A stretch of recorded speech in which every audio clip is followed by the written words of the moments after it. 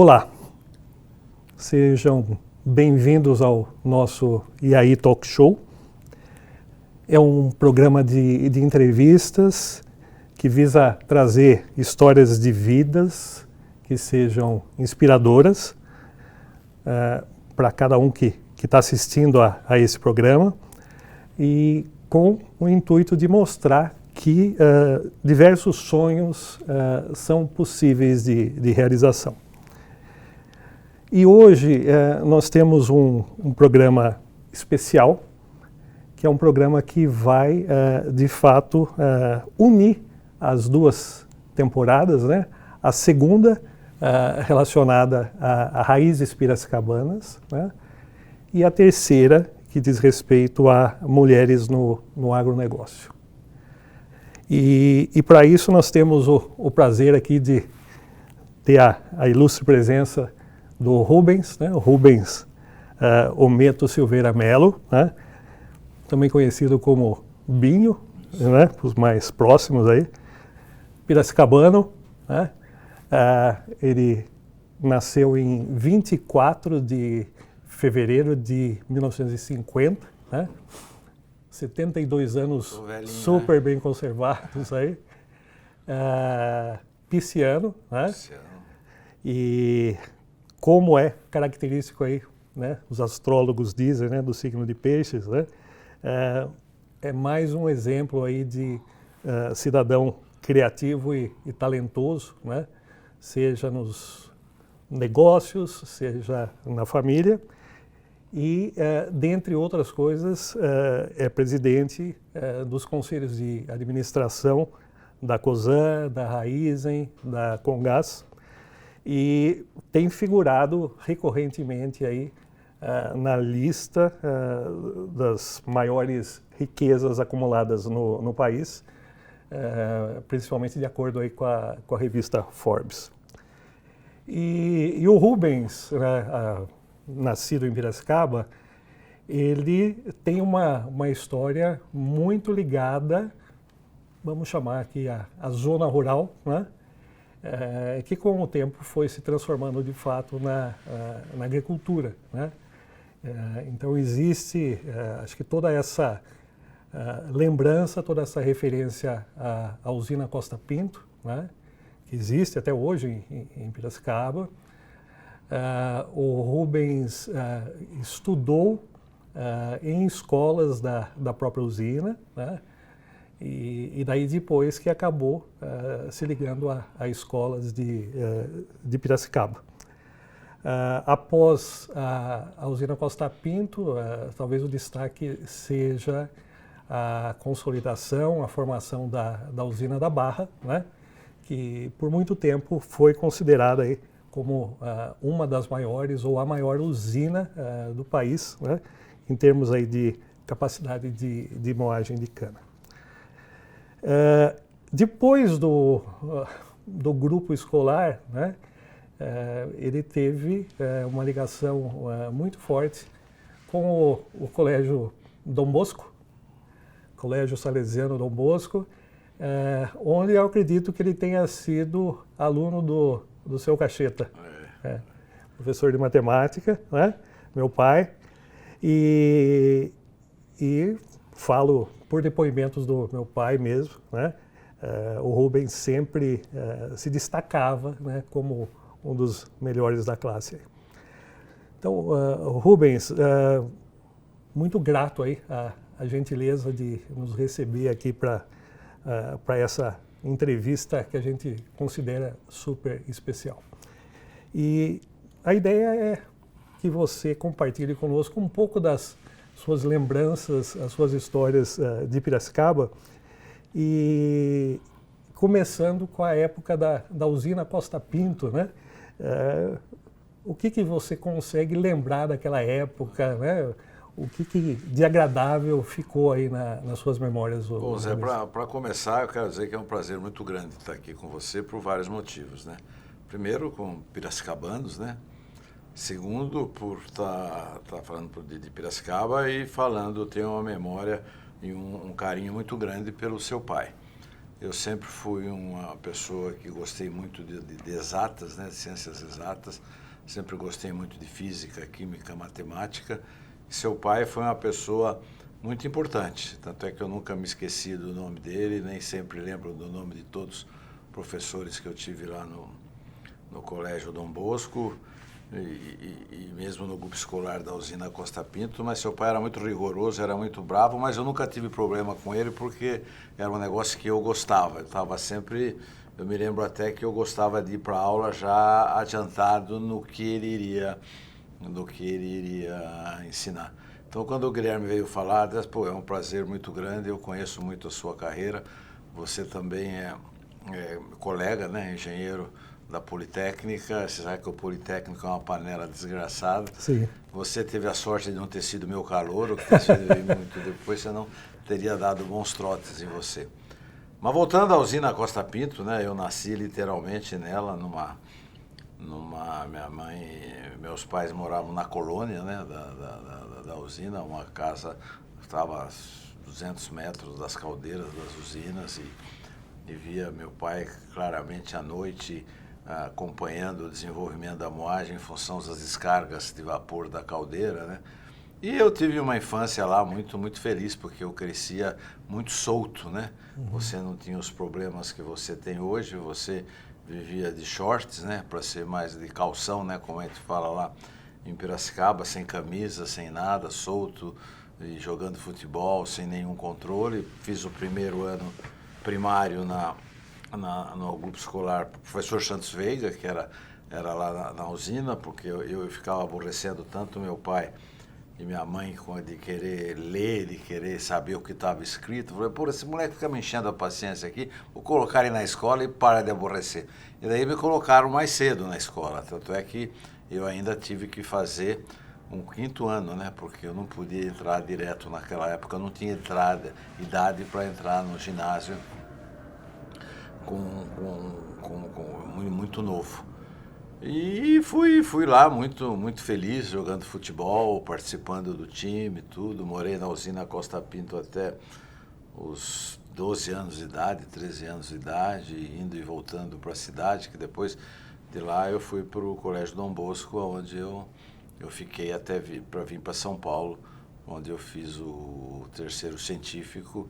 Hoje o nome é completamente o ensino médio, Ensino médio, é isso aí. O último ano do ensino médio, junto com o cursinho, eu fiz o Anglo-Latino. Eu não sei se você fez Anglo-Latino também. Eu não cheguei a fazer. E daí entrei na Poli e daí fiquei aqui, entendeu? Mas sempre tive essa ligação com Piracicaba e tenho ótimas lembranças lá da usina Costa Pinto, que foi a primeira usina do nosso grupo, né? Ela foi fundada em 1936 e eu nasci em 1950. Eu acho que meu pai foi trabalhar lá em 1946, né, depois dos 10 anos. E Rubens, você já até comentou essa característica aí de liberdade, nesse ambiente aí de fazenda, né, de zona rural, de agro. E de repente você resolveu, né, acho que tomou a decisão de encarar São Paulo, a cidade, a metrópole, o que por si só já é um desafio, né, a cidade grande. E além disso, na cidade grande, você acabou, né, por mérito, aí, entrando na Escola Politécnica, né? Queria que você relembrasse alguma coisa dessa época. Foi muito interessante. Primeiro porque eu era do interior, era uma família grande, né? Eu acho que eu tenho uns 40 primos, né? E muitos deles morando em São Paulo, tudo, e a gente sofria, não é uma coisa agressiva, mas um certo bullying, né? De que caipirinha do interior, não sei o que lá. Daí eu vim para São Paulo. E eu não vou citar nome de outras faculdades para não diminuir, mas eu falei, se eu entrar nessa faculdade aqui, tá bom. Então tá bom, então vim. Daí eu comecei a fazer cursinho e tinha simulados lá no cursinho. E daí eu comecei muito bem nos simulados, então sempre na lista entre os 10 primeiros. E daí eu falei, poxa, eu tenho condição de entrar numa Politécnica, num ITA, então eu vou vou para o que é melhor. Eu abandonei a ideia de pegar outra faculdade que fosse mais simples, mais fácil. E fui. Foi uma coisa muito importante para mim, viu, Cacheta? Porque você é um negócio que depende só de você. Ninguém, quando analisa a sua prova, ninguém, quando analisa o seu exame, sabe quem é que está lá. Você não tem proteção nenhuma, é você, é a sua cabeça, é o que você tem, é o seu valor intelectual que está em jogo. Então, isso para mim foi uma coisa muito, muito importante. Fiz a faculdade, fiz o curso sem nenhuma DP, nunca peguei uma DP, nunca repeti, então sou engenheiro de produção. Eu não sei o que você é, você é engenheiro? Eu sou civil. Eu sou mecânico de produção. Na minha época, você tinha mecânica e daí você, no terceiro ano, você optava em fazer, no quarto e quinto ano, no segundo ano, no biênio era todo mundo junto, no primeiro e segundo ano. Daí no terceiro ano, você vai para mecânica. E daí, no terceiro para o quarto, você escolhe se quer produção ou projeto. Eu escolhi produção, foi uma escolha, para mim, acertada, né? Que você usa os conhecimentos que o engenheiro tem de exatas, de cálculo, esse negócio todo, para aplicar na gestão e administração de empresas. E daí comecei a trabalhar num banco, né? No Unibanco, fiz estágio lá, fiz meu trabalho de formatura lá. Daí... É interessante, assim, a carreira da engenharia de produção, ela é muito focada em processos de gestão, fazendo bom uso aí da bagagem quantitativa, chamemos, né? E de uma certa forma, né, como acabou sendo o início da sua carreira, os engenheiros de produção acabam sendo absorvidos em massa aí, pelo mercado financeiro, né, principalmente bancos.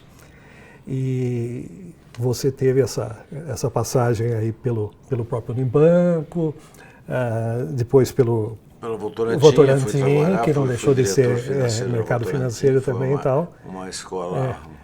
Agora, a produção, engenharia de produção, ela acaba trazendo uma série aí de insights para outros negócios, não necessariamente esse exclusivamente financeiro.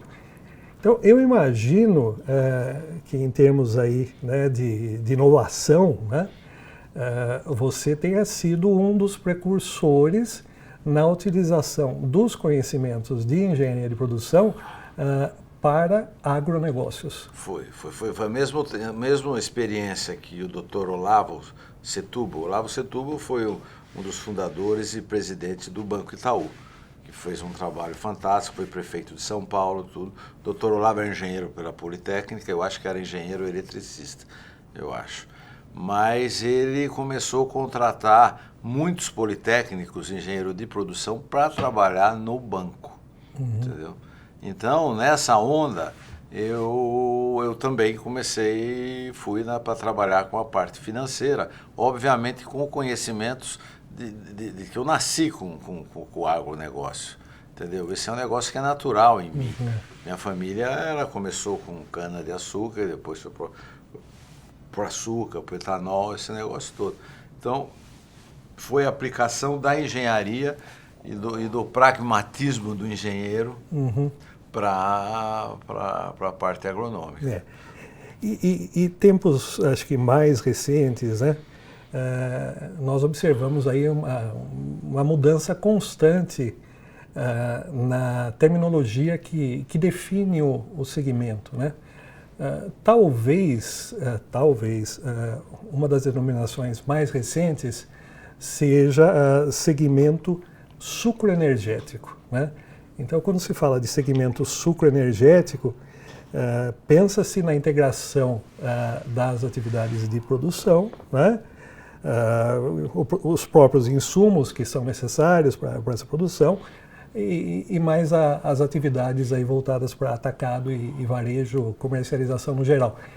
Queria entender um pouco como isso foi pensado no seu caso. Se você analisa, né, porque isso é importante, aquele negócio de você enxergar de fora. eu me lembro quando você também é engenheiro, eu lembro que às vezes a gente fazia um problema e você cometia sempre o mesmo erro e errava sempre. Chega alguém de fora, um negócio. Eu fiz mais ou menos isso aí. Então, quando você analisa o setor sucroenergético, você sabe bem que a energia contida numa cana-de-açúcar, numa tonelada, 1/3 é sacarose, 1/3 é a palha da cana e 1/3 é o bagaço da cana. Então, no começo do negócio, todo mundo se dedicava somente à sacarose. E você queimava a cana para facilitar o corte, você comprava até óleo diesel e lenha para tocar as caldeiras, que era um absurdo. Daí você começou a melhorar, a qualidade das caldeiras, das turbinas, para você deixar a usina autossuficiente com o bagaço de cana. Daí você começou-se a pensar, não, eu posso sobrar bagaço, fazer cogeração de energia elétrica. Daí veio a lei, as leis florestais para melhoria ambiental, proibida da queimada de cana. O nosso grupo foi o primeiro grupo no estado de São Paulo que tinha mais 4 anos para proibir a queimada de cana. Nós antecipamos em 4 anos e mecanizamos tudo. Com isso começou a sobrar mais folha de cana. E daí você começou a ter mais sobra de celulose para você fazer a cogeração de energia elétrica. E que agora nós estamos usando essa sobra também para fazer um etanol de segunda geração. Você, como engenheiro, sabe, quebrando a cadeia de carbono, você faz o etanol de segunda geração. E estamos exportando isso a preços fantásticos para o mundo inteiro, porque isso dá um crédito de sequestro de carbono enorme. Então, você viu que a análise que você tinha da cana era uma análise muito do tempo dos meus avós, era muito voltada para açúcar só. Eu também não pensava nem no etanol. Daí do açúcar foi para o etanol, do etanol foi para o bagaço, do bagaço foi para a palha, e você foi. E interessante também notar que nós tivemos, acho que um período relativamente longo em que a agricultura significava algo que não teria nenhuma relação com inovações, né? E hoje é justamente o contrário, né? A agricultura é o carro-chefe de um país como o nosso, está sim investindo muito em inovações, né? E eu acho que é uma estratégia importante aí do grupo de vocês. Aquilo que é bom aproveita-se, aquilo que não é tão bom precisa ser melhorado. E com isso, fusões e aquisições têm ocorrido aí com uma frequência relativamente alta. Porque o setor sofreu muito com o governo da presidente Dilma Rousseff, que congelou os preços da gasolina, e isso sinucou o desenvolvimento do etanol. Muitas usinas quebraram e foram poucos aí, criou um espaço para a consolidação do setor. Mas o agronegócio brasileiro, ele é um dos responsáveis pela boa situação que o nosso Brasil encontra hoje. Se você pegar das reservas cambiais que nós temos, veio tudo do agronegócio. Veio tudo melhorando a qualidade das suas variedades, melhorando a parte da logística, né? Você antes transportava tudo por caminhão, não conseguia chegar. Hoje nós temos a nossa empresa aí, a Rumo, que transporta quase todo o grão do Mato Grosso do Sul, que desce para Santos com terminais e tudo. Então é um investimento atrás do outro para você não só melhorar, porque antigamente você tinha um ditado que dizia que o Brasil no agronegócio ele era bom da porteira para dentro e depois era ruim para a porteira para fora. Nós estamos quebrando esse paradigma e indiretamente melhorando o problema do meio ambiente, porque a hora que você transporta isso por trem, você tira muito caminhão da estrada, tira muito consumo de óleo diesel e diminui aumenta o sequestro de carbono. Eu sou suspeito para falar, mas da porteira para fora, se ficarmos de fato competitivos, não tem para ninguém. Né? Mas hoje já não tem para ninguém. Eu acho que o Brasil é o celeiro do mundo, o Brasil tem terra suficiente, tem clima bom, e tem terra suficiente, tem bons empresários no agronegócio brasileiro. Foi um negócio que foi se desenvolvido e que se desenvolveu muito a hora que parou de ficar pendurado em crédito rural no Banco Central, quando você passou a se trabalhar diretamente com as trading companies, tudo. Hoje o setor é independente e o mundo precisa do nosso. Nós temos clima, temos terra, temos tudo. Uhum. E eu tomei a liberdade, Rubens, de coletar alguns números aí do grupo, né, e alguns fatos importantes, né. Primeiro, acho que houve um IPO recente na Bolsa, acho que em 2021, acho que mais de 7 bilhões aí foram captados, né. O faturamento anual aí do grupo, 114 bilhões de reais, é a quarta maior empresa em faturamento no Brasil. O faturamento total do grupo hoje é 260 bilhões de reais. Segunda maior empresa distribuidora de combustíveis no Brasil. Que é com a marca Shell. 35 unidades de produção de açúcar, etanol, bioenergia, mais a planta de etanol 2G e mais uma refinaria. Né? Gestora de propriedades agrícolas a partir da Radar, né, que é a companhia com capacidade para investir em ativos aí com potencial produtivo no Brasil. 1,3 milhão de hectares de área agrícola cultivada, né, 70 terminais de distribuição, 69 bases de abastecimento em aeroportos, mais de 7.300 postos com a marca Shell, comercialização de 29 bilhões de litros de combustível por ano. 29 bilhões. Bilhões, 29 bilhões. Produção de 4,4 milhões de toneladas de açúcar e mais de 40 mil colaboradores, né? Sejam servidores, sejam servidoras. Né? Então, são números impressionantes, né? Expressivos. E, inclusive, o último número que diz respeito ao número de colaboradores, né? Então, um número arredondado em torno de 40 mil, talvez seja até acho que está mais. Um pouco mais do que isso. Agora, fazendo o gancho com a nossa próxima temporada, ela deve focar nas mulheres no agronegócio. Então, eu queria que você comentasse um pouco sobre isso, né? Nós já temos ou vamos ter alguma mulher, ou algumas mulheres, né, que sejam CEOs na Raízen?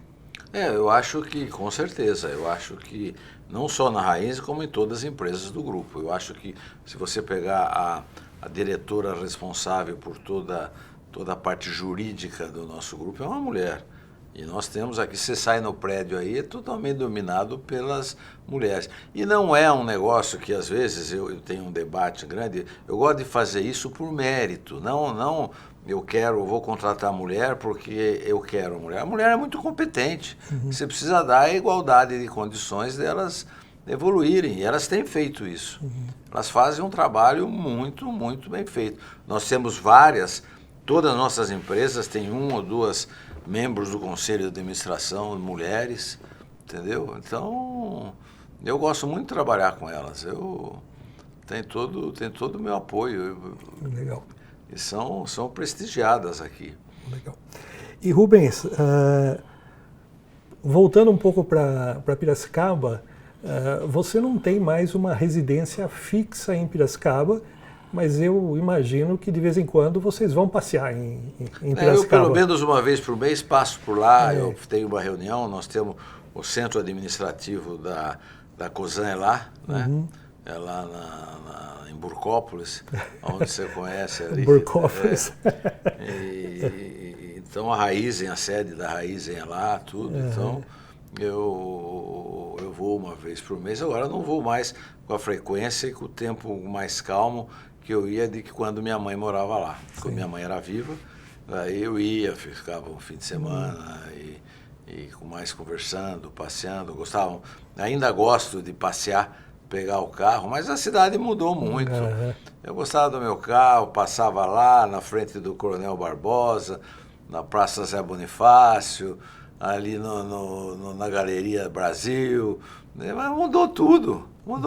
Antes eu me lembro, eu quando era menino saía lá, saía sem documento, sem dinheiro, pegava as coisas, põe na conta do meu pai. Meu pai vai lá e pagava tudo.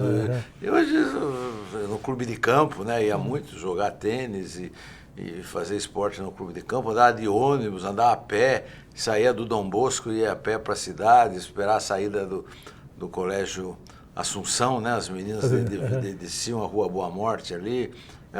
Tenho muito boas lembranças, das saudades dessa época. E eu me lembro até meu pai, a gente saía, ele deixava o carro aberto, o vidro baixado e a chave no contato. Ninguém mexia no carro, nada, era uma maravilha. E Rubens, você saiu de Piracicaba já há um certo tempo, está em São Paulo há um bom tempo.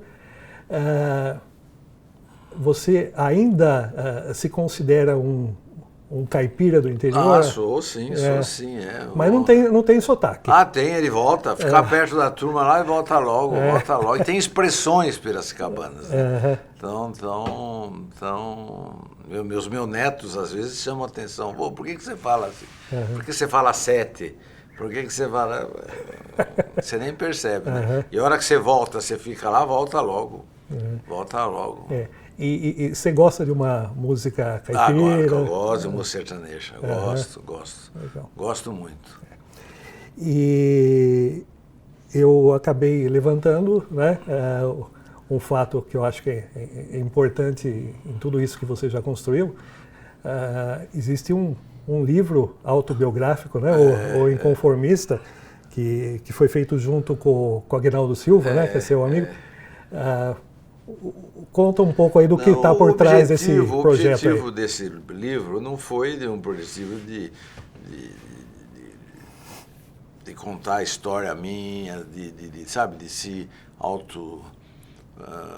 promover. Não, absolutamente. Foi o objetivo porque o tempo vai passando e você tem que deixar escrito, porque a memória, as pessoas vão morrendo, as memórias vão se perdendo. Então eu falei, eu vou escrever um livro para deixar escrito e também para deixar um pouquinho de orientação para o pessoal que fica aqui do tempo que quando eu parar de trabalhar por um motivo. Daí eu quis fazer um livro. Daí eu vi muitas biografias, autobiografias, esse negócio todo, e elas às vezes são muito chatas.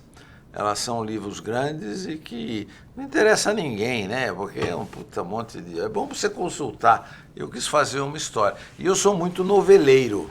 Eu gosto de assistir novela, eu gravo minhas novelas e depois eu assisto.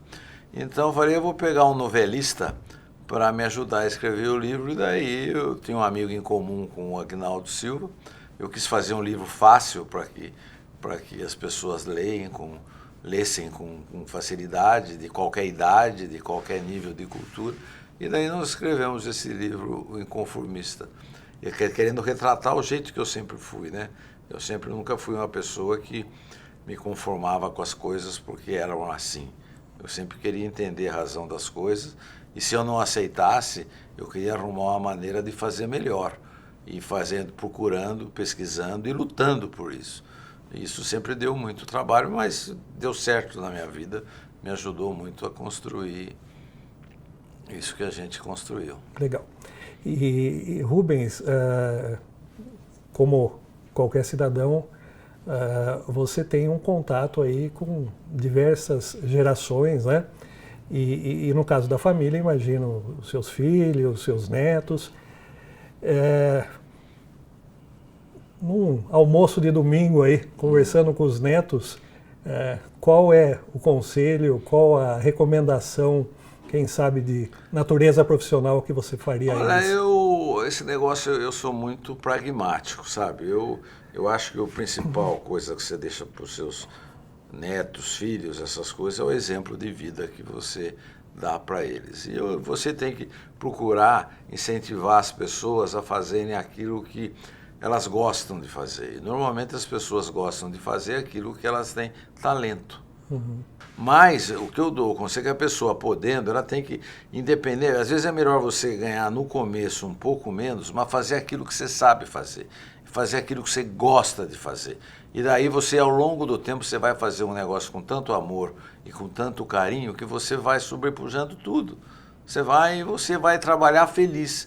O trabalho deixa de ser uma carga, não é aquele cara, puta, eu vou ter que trabalhar hoje, vou ter que ir lá. Não, você tem que ter prazer naquilo que você faz. E a hora que você faz isso, você vai ter sucesso. E uma melhor remuneração, uma melhor qualidade de vida vem em consequência de um trabalho bem feito. E o trabalho só é bem feito quando você faz aquilo que você tem talento, que você gosta de fazer. Você não vai querer que um futebolista seja cirurgião. Você não vai querer que o cirurgião seja um arquiteto. Não vai dar certo. Se o cara gosta de operar, ele não vai querer desenhar. Entendeu? Então, o que eu tento é estimular os meus netos e minhas filhas, eu tenho 2 filhas, a que elas façam aquilo que elas gostam, aquilo que elas sabem fazer. E você vai saber fazer aquilo que você gosta. Legal. Bom, o Rubens, é o seguinte, nós temos algumas coincidências na vida, né? Você foi aluno do meu pai, nós somos politécnicos e eu também escrevi uma autobiografia. Que bom. Então, e aí, professor Cacheta, então eu queria presenteá-lo aí. Você tem o meu livro? Não tenho. Eu vou pegar. Depois eu vou querer, sim. E queria também deixar Muito obrigado. uma singela lembrança aqui. Olha o professor Cacheta aqui. Tá aí. E uma singela lembrança também da participação no programa, Rubens. Então é um totemzinho aqui, ó. Dando conta muito obrigado, da sua participação. Obrigado. Como sendo aí uma inspiração aí para as futuras gerações. Gostei de ver as fotos. Deixa eu só pedir para ela trazer troca aí para mim, 22. Pede para a Flávia um livro. E eu vou autografar isso aqui, então. Claro. Posso? Claro. Então vamos lá.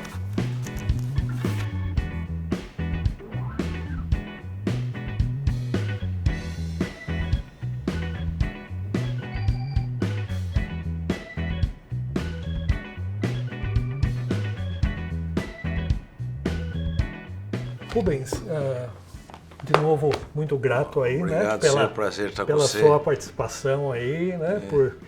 Depois manda aí pra gente quando for ficar pronto. Vou mandar. Você gostaria de deixar algum recado final aí, alguma mensagem? Não, eu acho que tudo aí foi muito bem explorado, né? Foi tudo bem. Você como professor, já fez tudo direitinho, tudo bem organizado. Muito bom. Explorou. E para você que está acompanhando aí o nosso IAI Talk Show, né? Se quiser receber informações aí sobre as outras temporadas e sobre os entrevistados, faça o cadastro aí na lista de e-mails através do site, né? E não deixar de se inscrever também no canal do YouTube e ativar as notificações. Então, muito obrigado e em breve nos vemos novamente. Obrigado, gente. Muito bom.